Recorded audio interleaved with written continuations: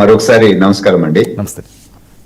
మీరు చూస్తే జగన్మోహన్ రెడ్డి గారు ఆయన రాజకీయ ఫ్యూచర్ ని ఎట్లా కాపాడుకోవాలా అని చెప్పి రకరకాల విధాలుగా ఆలోచించి అసెంబ్లీకి రావటం లేదు. రాష్ట్రానికి వస్తే ప్రజలు పూర్తిగా తిరస్కరించినారు. పెద్ద రాజకీయం చేసేది ఏమి లేదు. కనీసం ఆ పాదయాత్ర పేరుతో ప్రజల్లో నడుచుకుంటూ పోతున్నా గానీ ఏదో ఒక చేస్తున్నట్టు ఒక రాజకీయ యాక్టివిటీ లాగా కనపడుతుంటది. ఆ పార్టీని ఆ విధంగా బతికించుకోవాలా అనే ఒక ఉద్దేశంతో ఇది ప్లాన్ చేసుకుంటున్నాడు కానీ రెండోది లేదు. It's only for existence. అది చేయకపోతే చాలా మంది వైసీపీలో ఇప్పుడు ఆ పార్టీని వదిలిపెట్టి పోయే పరిస్థితులు ఉన్నాయి. కూటమి ప్రభుత్వం నుంచి మేము ఆ ఫ్లడ్ గేట్స్ ఓపెన్ చేయలేదు, వస్తామనే వాళ్ళని తీసుకోవటం లేదు. లేకపోతే ఇప్పటికే సగం మంది ఖాళీ అయిపోయి ఉండేవాళ్ళు. ఎందుకంటే నాకు తెలుసు, నేను ఒక జోనల్ కోఆర్డినేటర్ గా తెలుగుదేశంలో ఉండాను గనక అనేక మంది వైసీపీ వాళ్ళు మా జోన్ లో జాయిన్ అవుతాము అని అంటే దాదాపు ఇప్పుడు 3.5 months నుంచి మేము తీసుకోవట్లేదు. అంటే ఏ స్థాయి వ్యక్తులండి? అంటే మండల స్థాయి నాయకులు, ఓకే, కొందరు దానిపైన వాళ్ళు కూడా ఉండరు. అంటే ఎమ్మెల్యేలు మాజీ మంత్రులు లేరు కదా, కీలకమైన నాయకులు. సార్ ఎమ్మెల్యేలు మాజీ మంత్రులు కాదు కదా, వాళ్ళు ఉన్నారా? వాళ్ళు కూడా కాదు, వాళ్ళు కూడా చాలా మంది చెప్పి పంపించినారు.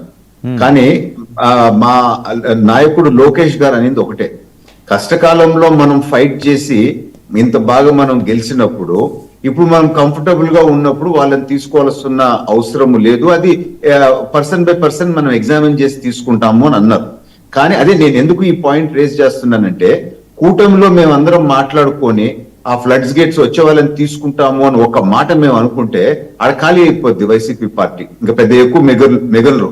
ఆ 11 కూడా ఏమైపోద్దో మనకు తెలియదు. గ్రాస్ రూట్ లెవెల్లో కూడా చాలా మంది ఉండరు. ఎందుకంటే నమ్మకం పోయింది ఆ పార్టీ నాయకులకి. వైఎస్ఆర్ పార్టీ పరిస్థితి పైన, జగన్మోహన్ రెడ్డి గారి యాటిట్యూడ్ పైన పూర్తిగా నమ్మకం కోల్పోయిన పరిస్థితి.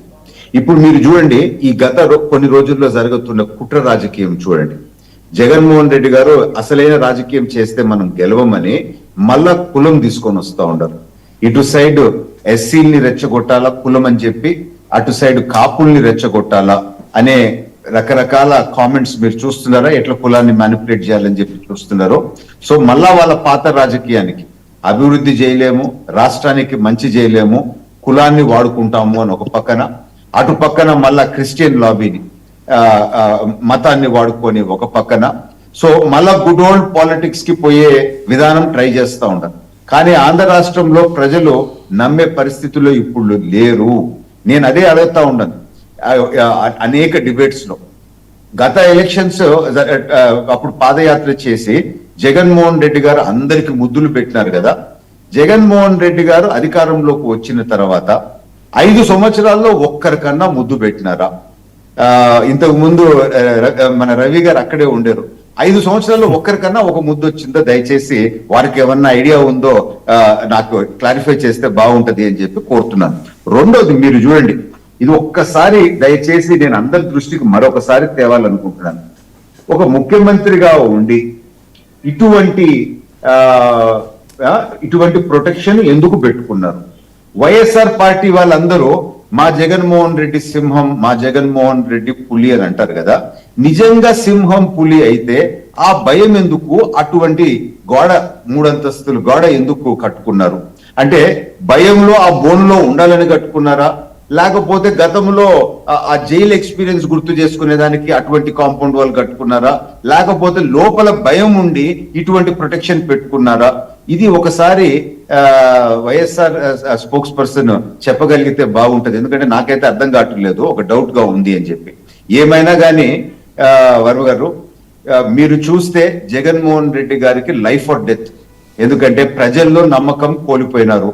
వాళ్ళ నాయకులు కూడా ఈ మునిగిపోయే నావలో ఉంటే మా పరిస్థితి ఏమవుద్ది అనే ఒక ఆందోళనలో వాళ్ళ నాయకత్వం కూడా ఉంది.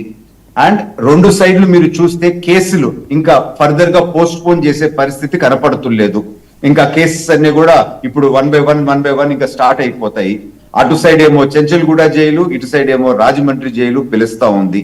సో ఏమైపోద్దో ఆ పార్టీ పరిస్థితి ఒక గందరగోళమైన పరిస్థితిలో ఉండి ఈ పాదయాత్ర మొదలుపెట్టి కనీసము ఏదో ఒక పొలిటికల్ యాక్టివిటీ ప్రజలకి చూపియాలా అనే ఉద్దేశంతో తప్ప రెండోది లేదు అని చెప్పి నేను నమ్ముతున్నాను.